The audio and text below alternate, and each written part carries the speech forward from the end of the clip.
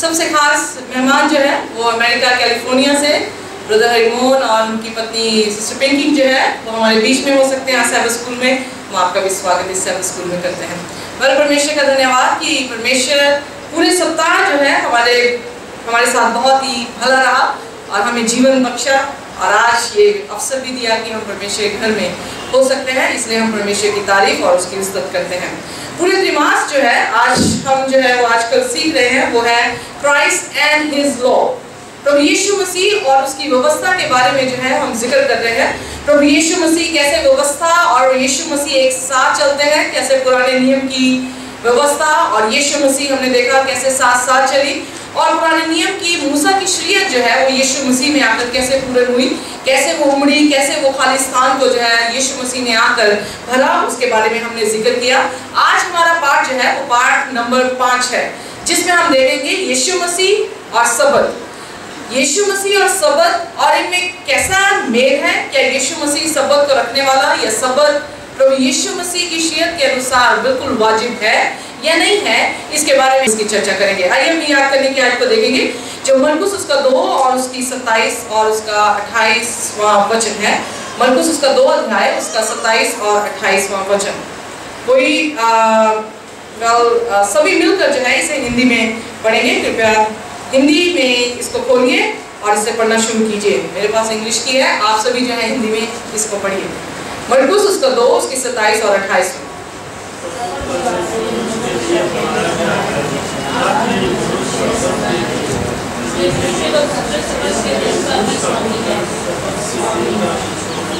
Okay, सबत मनुष्य के लिए बनाया गया है, मनुष्य सबत के लिए नहीं, क्योंकि प्रभु क्या है, यीशु मसीह क्या है, सबत का भी स्वामी है। ये आयत बहुत ही खूबसूरत है क्योंकि ये आयत प्रभु यीशु मसीह ने कही है। जब ये प्रभु यीशु मसीह ने आयत कही, मैं मनुष्य, अगर आप क्रिएशन साइकिल में देखें, सबसे पहले मनुष्य को बनाया गया, फिर उसके बाद प्रभु यीशु मसीह ने जो है वो सबत की रचना की। इसलिए यहाँ पर परमेश्वर का कलाम ये कहता है कि जो सबत है वो मनुष्य के लिए बनाया गया है। इसलिए पहले प्रभु यीशु मसीह मनुष्य को बनाता है, उसके बाद सबत को वो देता है। सबत किसके लिए दिया गया? सबत का मतलब क्या है? ओरिजिनल लैंग्वेज में इसे शबात कहते हैं, हिंदी में हम सबत कहते हैं, इंग्लिश में सैबत कहते हैं। इसका अर्थ आप क्या समझते हैं? ओके, विश्राम। और कुछ? ओके, पवित्र है, अलग किया हुआ, आनंद उठाने का। और कुछ? सबसे बड़ी बात ये सृष्टि का बर्थडे है। इस दिन को आशीष दी, इस दिन को पवित्र ठहराया और इस दिन में परमेश्वर ने खुद। ओके, आप इसकी जो है वो एडजेक्टिव्स बता रहे हैं, विशेषताएं बता रहे हैं। ये पवित्र दिन है, ये आराम वाला दिन है और इसे अलग किया गया है। पर शबात या सबत का अर्थ है कि स्टॉप, रुक जाना या पॉज, थम जाना।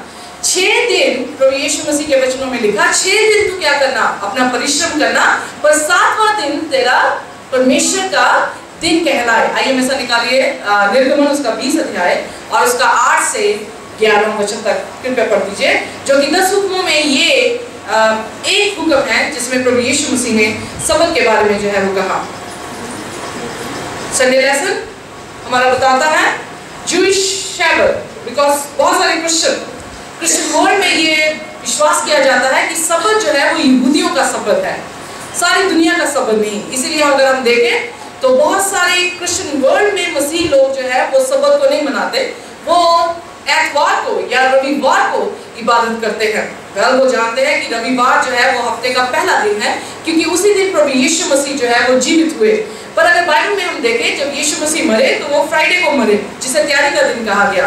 और आज जो उसने किया तो हम देखते हैं कि वो सबत का दिन था और जैसे ही भोर हुई, पहला दिन हुआ सप्ताह का, तो यीशु मसीह जो है वो कब्र से बाहर हुए और वो जी उठे।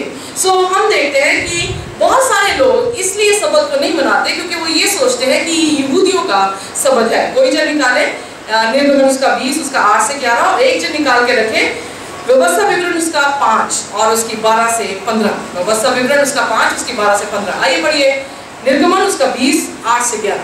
विश्राम दिन को पवित्र मानने के स्मरण रखना, 6 दिन तो तू परिश्रम करके अपना सब काम काज करना, पर 7वां दिन तेरे परमेश्वर यहोवा के लिए विश्राम दिन है।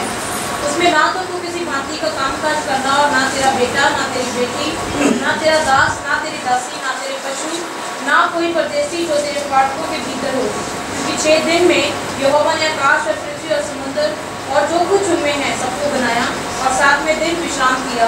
इस कारण यहोवा ने विश्राम दिन को आशीष दी और उसको पवित्र ठहराया। What a wonderful thing it is, you know? 10 हुक्मों में हम यही देख रहे हैं पूरे त्रिमास में कि यीशु मसीह ने मूसा की शरीयत 10 हुक्मों को जो है वो पूर्ण तौर से निभाया। इसीलिए यीशु मसीह ने कहा, मैं व्यवस्था और भविष्यद्वक्ताओं को, मत्ती उसका 5 उसके 17 में लिखा, मैं व्यवस्था और भविष्यद्वक्ताओं को लोप करने नहीं बल्कि उसको क्या करने आया हूँ, पूरा करने आया हूँ। सो जब यीशु मसीह ये कह रहा है कि व्यवस्था को पूरा करने आया हूँ, तो फिर 10 हुक्मों में से एक हुक्म आता है कि तू याद करके सबत को क्या करना, पवित्र जानना। क्योंकि ये सबत का दिन किसका है? तेरे परमेश्वर का ये दिन है। और ये किस कारण दिया गया है? अगर आप ध्यान से इन आयतों को पढ़े तो देखिए ध्यान से, प्रभु यीशु मसीह किस कारण इस सबत के हुक्म को दे रहा है। 11वां वचन पढ़िए, For in 6 days Yahweh made heavens and earth and the sea and all that is in them, rested the 7th day. Therefore Yahweh blessed the Sabbath day and made it holy. So 6 दिन यहोवा ने क्या किया? कार्य किया। पर 7वां दिन किस दिन कार्य किया? किसके बारे में वो सचेत कर रहा है? किसके बारे में वो इशारा कर रहा है? सृष्टि की शुरुआत में उसकी रचना के बारे में जो है वो बात कर रहा है। क्योंकि रचना में ही 6 दिन उसने क्या किया है? कार्य किया है। और 7वें दिन उसने क्या किया? आराम किया। आइए देखिए व्यवस्था विवरण उसका 5 उसकी 12 और 12 से 15। सो हम निर्गमन में देखते हैं कि सबत का दिन सृष्टि को दर्शाता है कि जिस दिन उसने सृष्टि की। सो सृष्टि की यादगारी में हम सबत के दिन को जो है वो मनाते हैं। सो उसके बाद व्यवस्था विवरण उसका 5 12 से 15। विश्राम दिन को मानकर पवित्र रखना, जैसे तेरे परमेश्वर यहोवा ने तुझे आज्ञा दी। 6 दिन तो परिश्रम करके अपना सारा काम काज करना, क्योंकि 7वां दिन तेरे परमेश्वर यहोवा के लिए विश्राम दिन है। उसमें ना तो किसी भांति का काम काज करना, ना तेरा बेटा, ना तेरी बेटी, ना तेरा दास, ना तेरी दासी, ना तेरा बैल, ना तेरा गधा, और ना ही कोई पशु, ना कोई परदेसी भी जो तेरे फाटकों के भीतर हो, जिससे तेरा दास और तेरी दासी भी तेरे समान विश्राम करें। और इस बात को स्मरण रखना कि मिस्र देश में तू आप दास था, और वहाँ से तेरा परमेश्वर यहोवा तुझे बलवंत हाथ और बढ़ाई हुई भुजा के द्वारा निकाल लाया। ओके, यहाँ पर हम देखें मूसा जो है दोबारा 10 हुक्मों को दोहराता है। जब दोबारा 10 हुक्मों को दोहराता है तो वो क्या कह रहा है? सबत को तू मानना, 6 दिन तू काम करना, 7वें दिन तेरा कोई भी काम ना करे, ना तेरा बेटा, ना तेरी बेटी, ना तेरे घर में आए हुए मेहमान, ना तेरा बैल, ना तेरा गधा, कोई भी काम ना करे। फिर उसके बाद क्या कह रहा है? कह रहा है स्मरण करके। किस बात में स्मरण कर रहा है? पहले हम देखते हैं कि वो निर्गमन की बात कर रहे हैं। निर्गमन में सबत का जो निर्गमन यानी 10 हुक्मों में जो सबत की आज्ञा दी गई है, उसमें वो खास करके इशारा करता हुआ सृष्टि और उस रचना की तरफ दिखाता हुआ कह रहा है, क्योंकि परमेश्वर ने सारी सृष्टि की रचना की और 7वां दिन भी उसने बनाया है। इसलिए मनुष्य क्या करे? 7वें दिन को परमेश्वर का दिन है, उसमें आराम करे। अब यहाँ पर व्यवस्था विवरण में हम देखते हैं जब मूसा दोबारा शरीयत को 10 हुक्मों को दोहराता है और उसे क्या कह रहा है? सबत का दिन क्या दर्शाता है? सबत का दिन ये दर्शाता है कि तुम्हें दासत्व से निकाला गया है, स्मरण करना। और ये 7वां दिन, सबत का दिन तुम इसलिए मनाना क्योंकि तुम ये जानकर, ये समझकर, ये सोचकर, ये याद कर कि परमेश्वर ने तुम्हें मिस्र की दासत्व से निकाल कर तुम्हें कनान देश में आजादी बख्शी है। इसलिए तुम उस सोच में, उस याद में रहते हुए सबत की क्या करना? पालना करना। जब हम देखते हैं कि वो मिस्र से बाहर निकलते हैं और बियाबान में आते हैं, और जब मन्ना की जरूरत पड़ती है तो परमेश्वर मन्ना आसमान से बरसाता है। सो निर्गमन उसका 16 अध्याय में हम देखते हैं। इससे पहले यीशु मसीह 2 टैबलेट्स में 10 हुक्म लिखकर मूसा को देते। 16वें अध्याय में हम देखते हैं कि जब मन्ना गिराया जाता था तो प्रभु यीशु मसीह ने कहा कि तुम हर दिन का अपनी जरूरत के अनुसार जो है वो मन्ना लेना। अगर ज्यादा लोगे कीड़े पड़ जाते थे और वो मन्ना जो है वो खराब हो जाता था। सो इसलिए वो हर रोज का अपनी जरूरत के अनुसार मन्ना उठाते थे। पर फिर प्रभु यीशु मसीह ने कहा फ्राइडे को यानी शुक्रवार को, तैयारी वाले दिन को क्या करना, तुम दुगना मन्ना उठाना।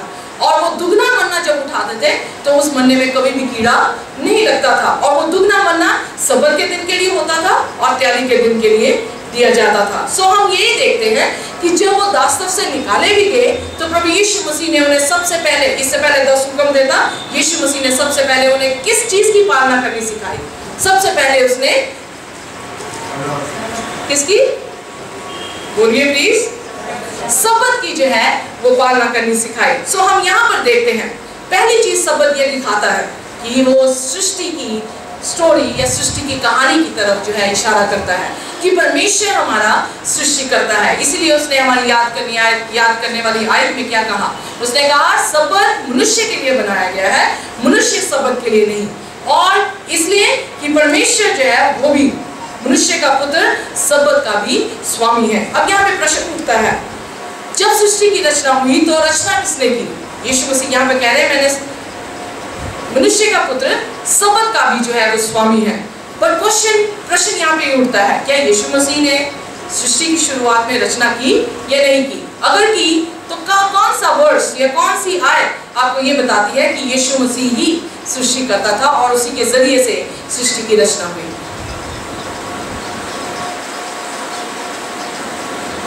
कोई आयत याद हो? ओके, उत्पत्ति की पहली कौन सी आयत है?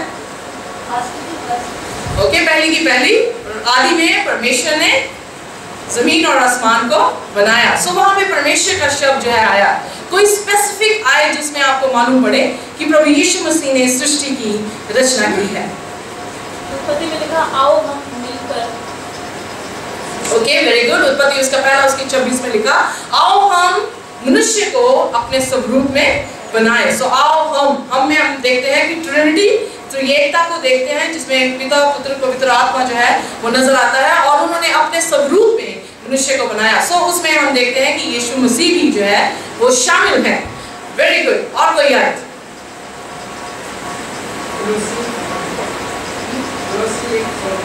ओके, कुर्सियों उसका पहला अध्याय, उसमें हम देखते हैं कि यीशु मसीह के जरिए से ही सारी सृष्टि की जो है वो रचना हुई। आइए निकालिए कुर्सियों उसका पहला अध्याय, उसकी 13वां वचन से आगे, और एक जन निकालिए इब्रानियों उसका पहला, उसके पहले 3 वचन, और यूहन्ना उसका पहला और उसके पहले 3 वचन।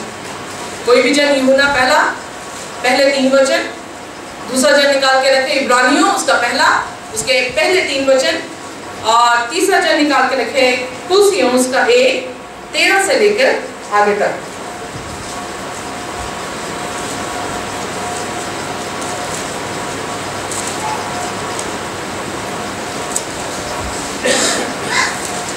कोई भी पढ़ दीजिए, जिससे भी मिला हो, जिसे मिल गया हो वो कृपया पढ़ सकता है।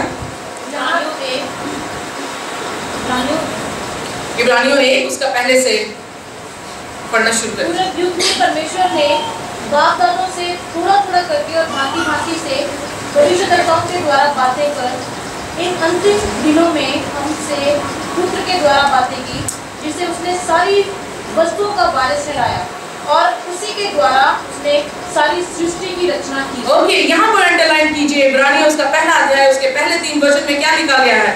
सारी सृष्टि की रचना किसने की? प्रभु यीशु मसीह ने सारी सृष्टि की रचना की, क्योंकि पहले वो नबियों से बात करता था, पर अब उसने अपने पुत्र के जरिए से हमारे साथ बात की, जिसे उसने सारी चीजों का वारिस ठहराया और उसी ने सारी सृष्टि की रचना की। सो यीशु मसीह शुरुआत में जब पूरी सृष्टि की रचना कर रहा था, तो इसीलिए यीशु मसीह राइट है जब वो कह रहा है कि मनुष्य का पुत्र सब्त का भी स्वामी है, क्योंकि उसी ने सब्त को जो है वो बनाया है। Very good. और दूसरी आयत पढ़ दीजिए प्लीज, यूहन्ना उसका पहला और उसके 3 पद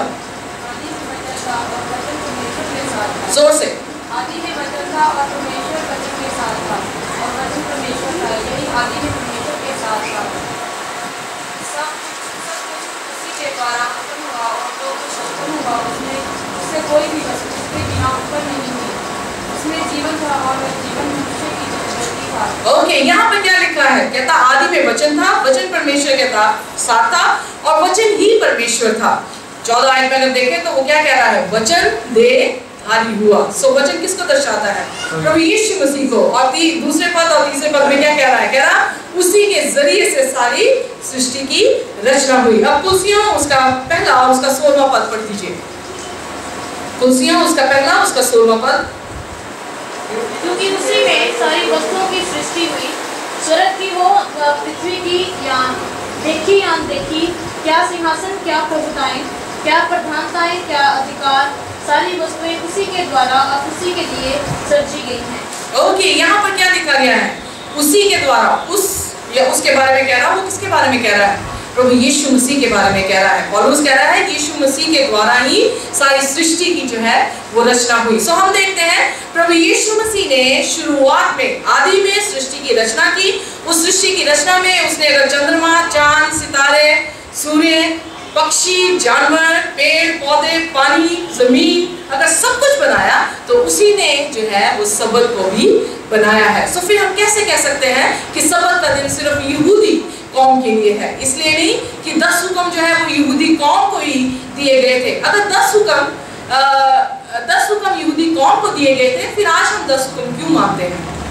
यू नो, अगर 10 हुक्म यहूदी कौम के लिए हैं तो फिर आज क्रिश्चियंस 10 हुक्मों को क्यों मानते हैं? इसलिए मानते हैं क्योंकि 10 हुक्म सिर्फ यहूदी कौम के लिए नहीं है, 10 हुक्म प्रत्येक जन के लिए है। इसीलिए उसने कहा सबत का दिन मनुष्य के लिए बनाया गया है, यहूदी कौम के लिए नहीं, ईसाइयों के लिए नहीं, मसीहों के लिए नहीं, हिंदुओं के लिए नहीं, सिखों के लिए नहीं। पर उसने क्या किया? उसने जनरली सभी को इंक्लूड कर दिया। उसने कहा मनुष्य के लिए बनाया गया है। अब मैं सवाल पूछूंगी, आप में से कितने मनुष्य हैं? हाथ खड़ा कीजिए जितने आप मनुष्य हैं। अगर आप सभी मनुष्य हैं तो यकीन जानिए कि सबत आपके लिए बनाया गया है, यहूदी कौम के लिए सिर्फ बनाया नहीं गया था। यहूदी कौम चुनी हुई कौम थी, उसे इसलिए चुना गया था ताकि वो लोगों में जाकर उसके सुसमाचार को सुनाए। और वो सुसमाचार आज तक आप हमारे पास जो है वो पहुंच चुका है। अगर वो सुसमाचार हमारे तक पहुंच चुका है, वो सुसमाचार यही है कि प्रभु यीशु मसीह ने सारी सृष्टि की रचना की है।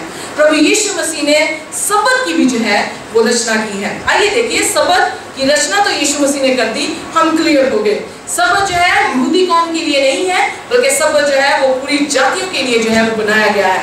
अब प्रश्न उठता है सबत क्यों बनाया गया? आइए मेरे साथ निकालिए अपने मंडे लेसन को, और मंडे लेसन के हम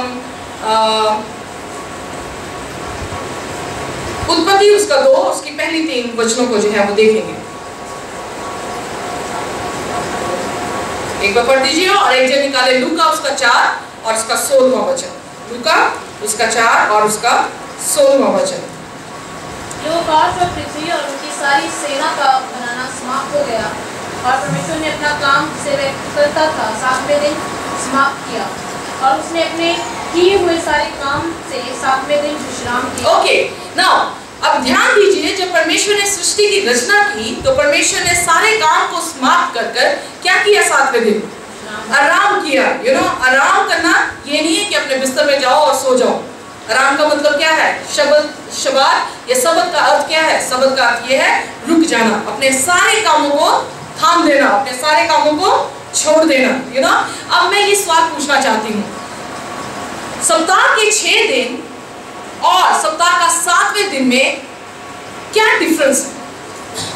व्हाट इज द डिफरेंस? भिन्नता क्या है? क्या चीज अलग करती है 6 दिनों को उस 7वें दिन से? ओके, पहली बार उसे पवित्र ठहराया गया। क्या 6 दिन पवित्र ठहराए गए?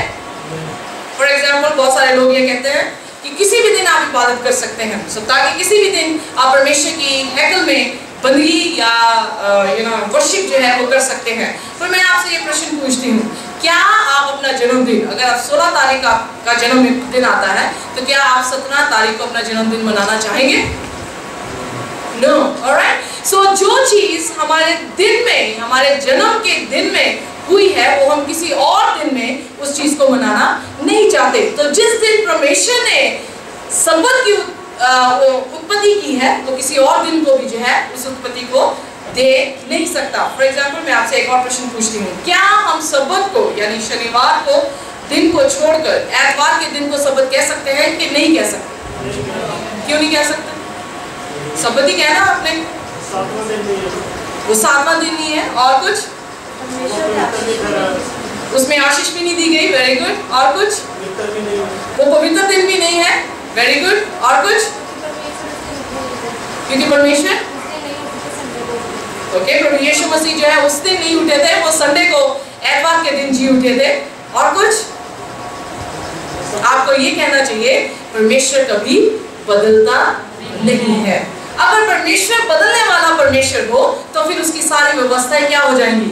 बदलने वाली व्यवस्था हो जाएंगी। सो परमेश्वर कभी बदलता नहीं। इसीलिए जब उसने उत्पत्ति में अपने 6 दिन में काम समाप्त किया तो 7वें दिन उसने विश्राम किया।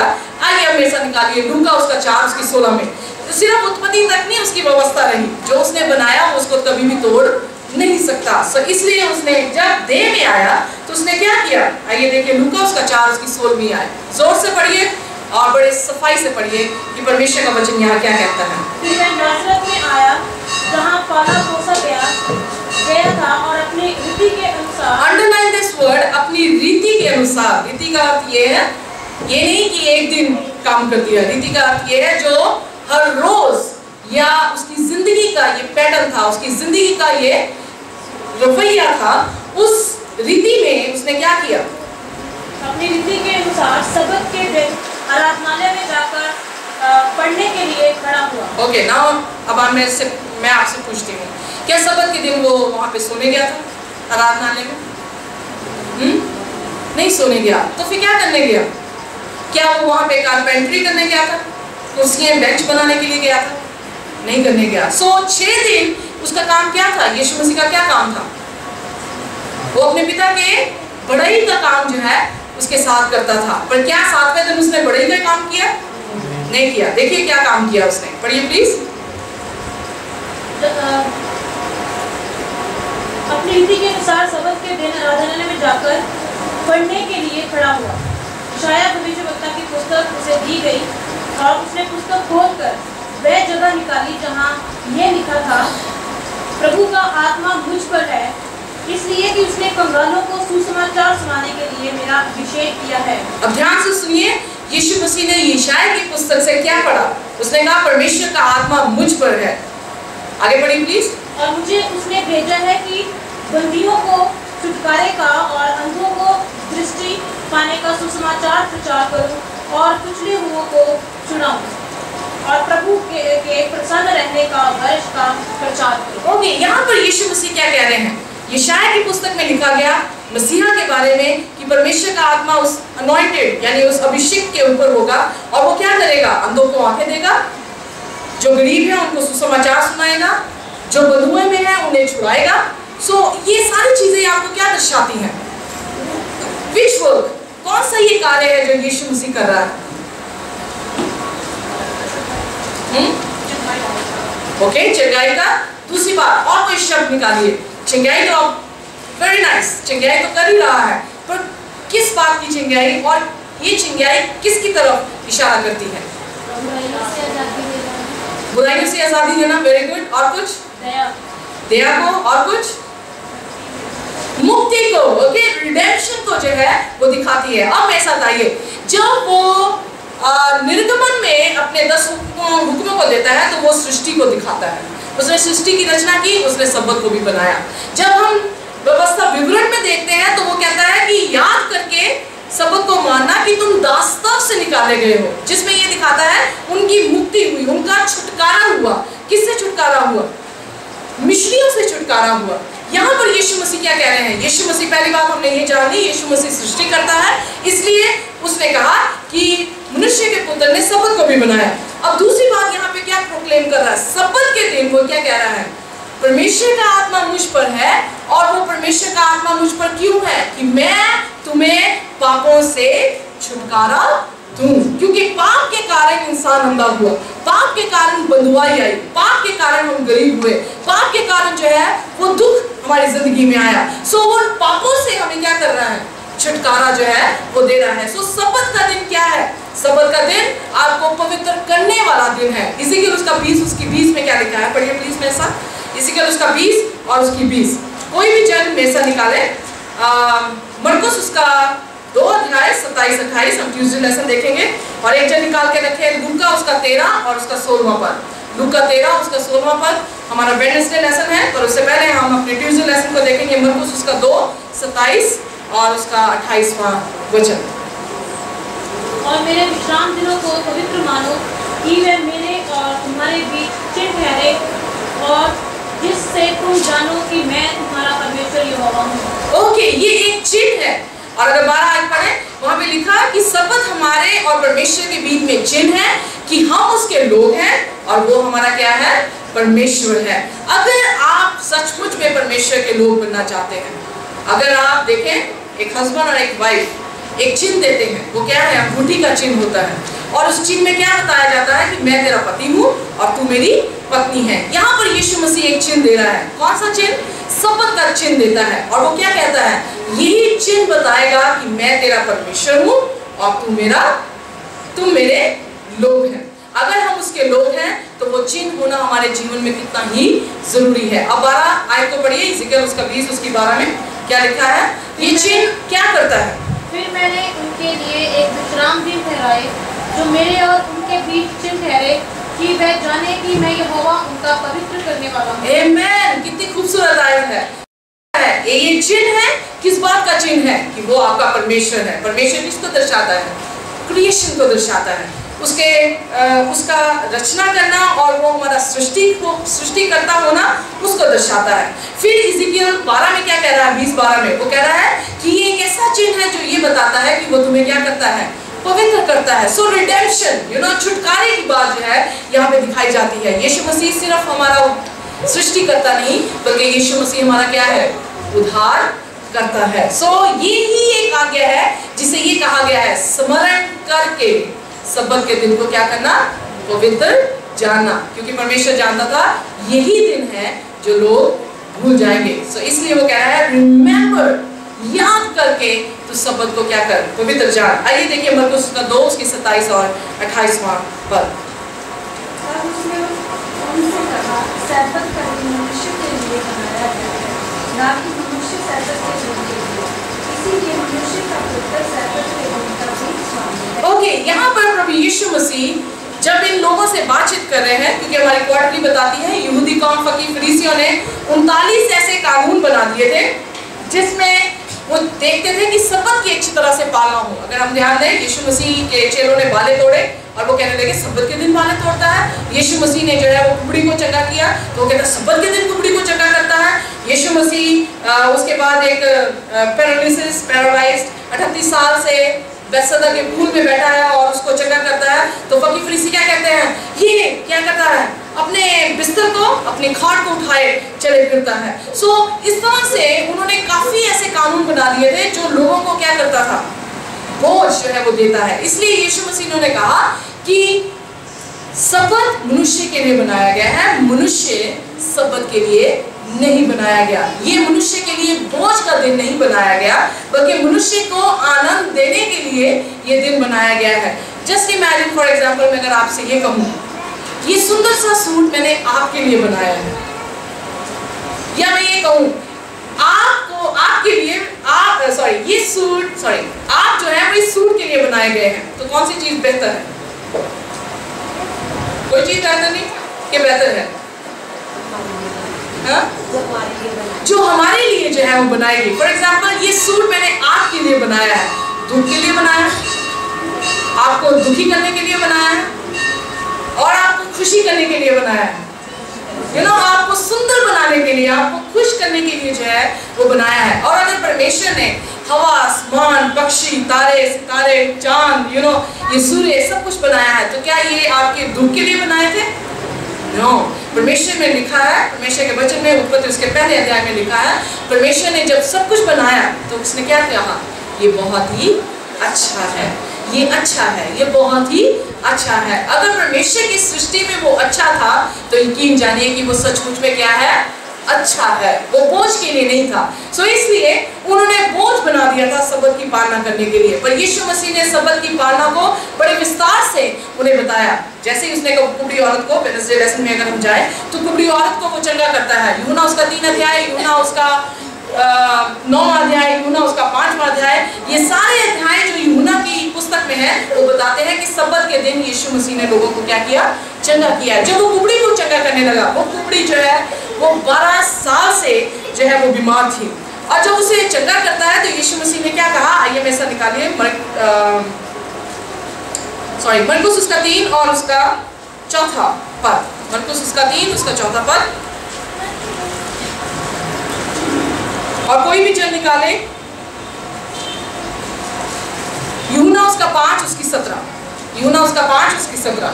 सो पढ़ दीजिए प्लीज, मरकुस उसका 3 उसके 4 पद। क्या सब्त के दिन भला करना उचित है या बुरा करना, प्राण को बचाना या मारना? ओके, यहाँ पर जब वो इतने बोझ को सब्त के दिन लोगों पर लाद रहे थे तो यीशु मसीह ने उन्हें सोचने को जो है वो मजबूर किया।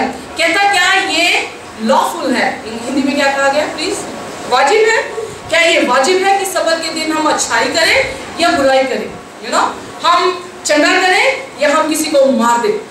ये प्रश्न जब फकीह फरीसियों के सामने रखा गया तो फकीह फरीसी जो है वो सोचने में मजबूर हो गए कि सब्त का दिन आखिरकार रखा किस कारण गया था। इसलिए नहीं रखा गया था कि अगर लोग बीमार हैं तो वो बीमारी रहे, उस दिन कोई भी शिफा ना पा सके।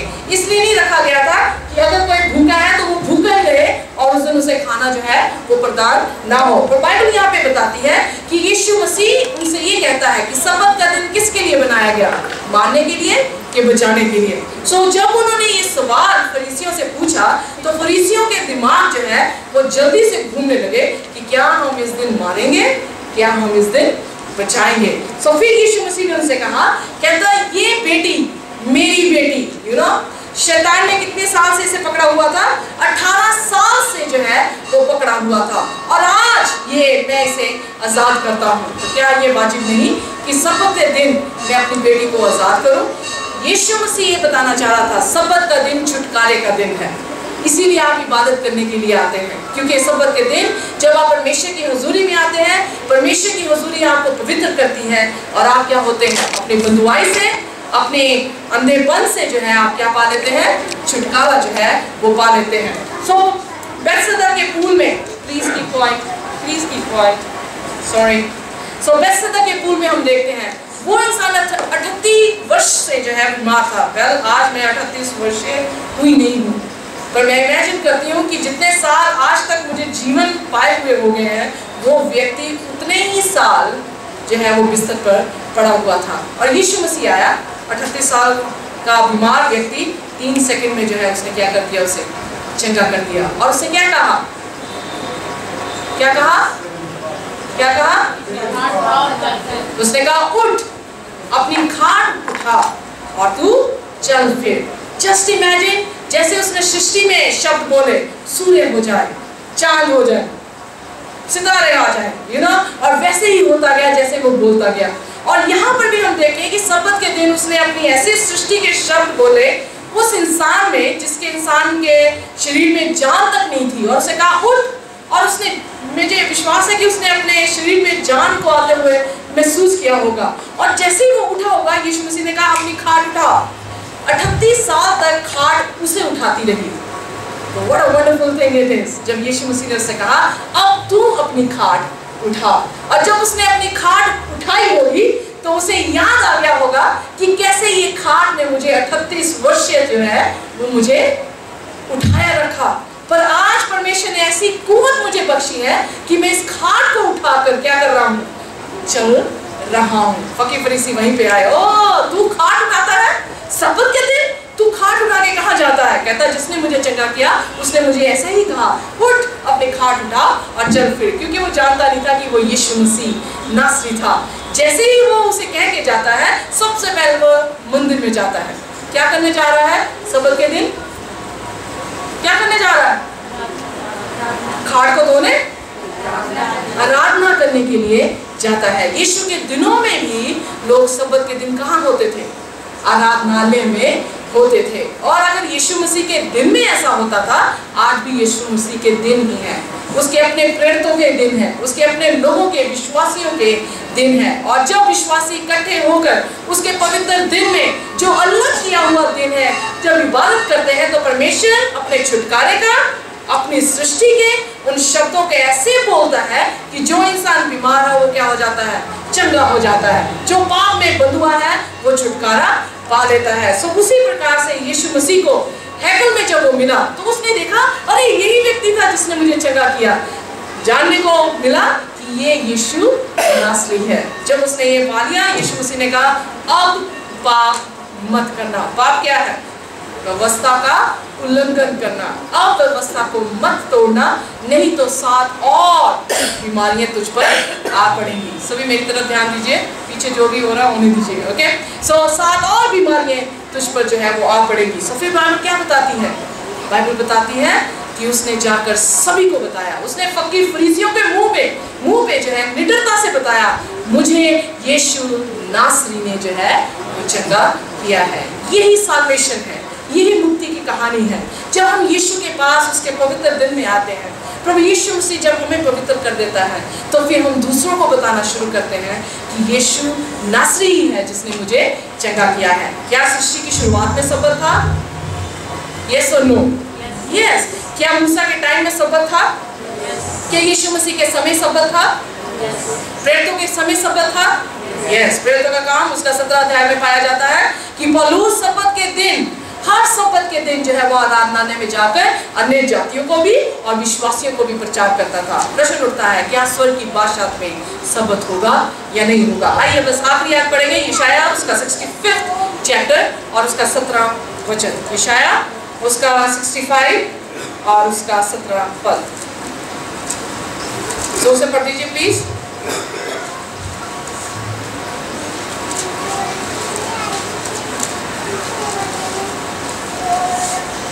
क्योंकि देखो मैं नया आकाश और नई पृथ्वी उत्पन्न करता हूँ, और पहली बातें स्मरण ना रहेगी और सोच विचार में भी ना आएंगी।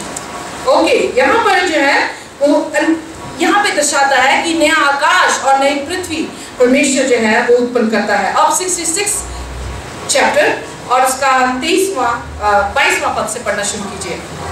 क्योंकि जिस प्रकार नया आकाश और नई पृथ्वी जो मैं बनाने पर हूँ मेरे सम्मुख बनी रहेगी, उसी प्रकार तुम्हारा वंश और तुम्हारा नाम भी बना रहेगा। ओके, अगर परमेश्वर बना रहेगा तो फिर उसके लोग भी जो है वो बने रहेंगे। अगर परमेश्वर बदलता नहीं तो फिर उसकी व्यवस्था भी बदलती नहीं है। अगर वो बना रहा तो उसकी व्यवस्था भी क्या है, बनी रहती है। अब अगला वचन पढ़िए।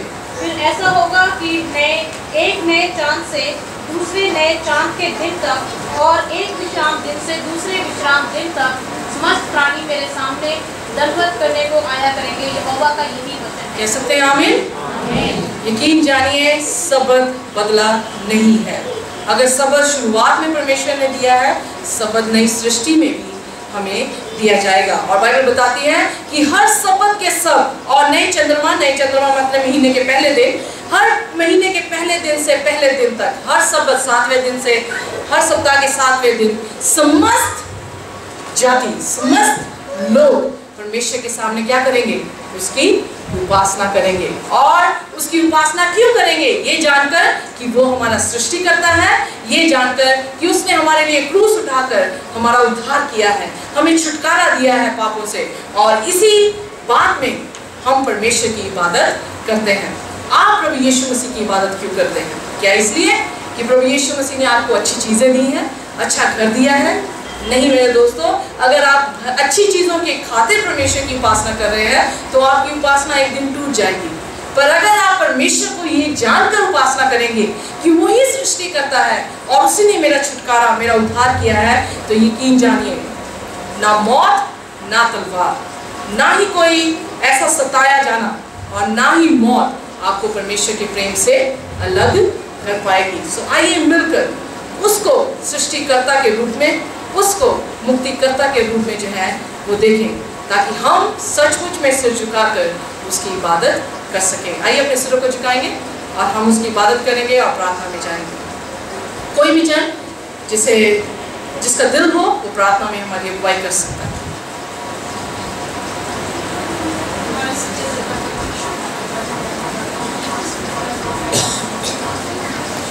सृष्टि और धन्यवाद हमारे